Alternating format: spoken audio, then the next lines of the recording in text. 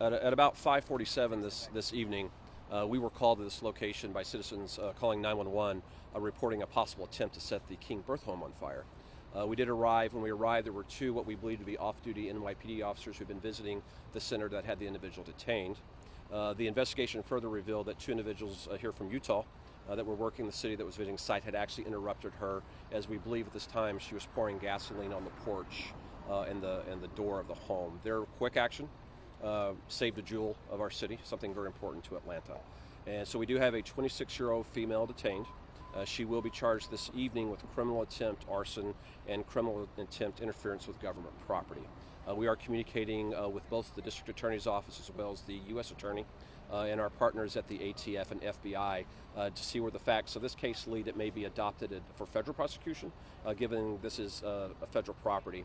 But right now, she is being charged with those two charges and will be appearing in court.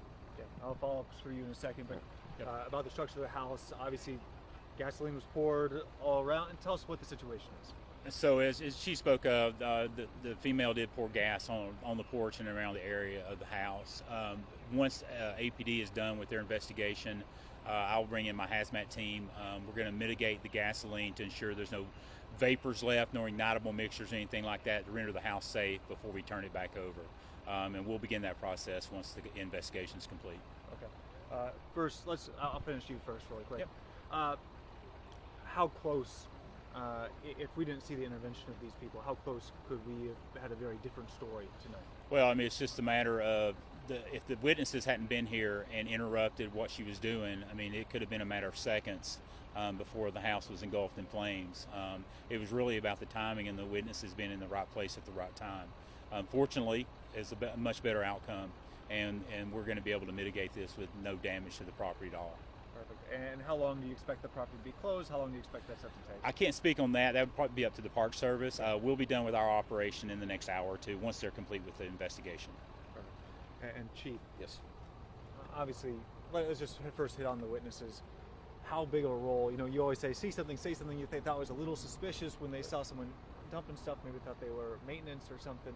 How important was the role of witnesses here to prevent this from being a very different scene? Well, this is key. I think you have interviewed one of the individuals that was involved. Had they not been where they were, had they not been at this location, and they saw what she was doing, and they actually went up and intervened, and that action saved an important part of American history tonight. And so we have every right to be thankful to those two citizens that were here that intervened, and the two that chased this individual down and were able to detain her until police arrived. Now, we've also heard that this woman may have been either ex-military or may have been having some sort of mental episode of some sort. Can you speak to that at all? So we are communicating with her family, and information that's being provided to us will guide the courts in the next few days. And so information that we have that may pertain to the health of the individual will be conveyed to the courts. So how does that kind of impact this sort of investigation? Because sometimes this can be a site where it could be something for terror or something that is race related. Is there any evidence of that, I guess is what I should say? Well, this investigation is in its earliest phases. It's being done jointly with Atlanta Fire Rescue, with the ATF, with the FBI. And so the motive will be part of that investigation.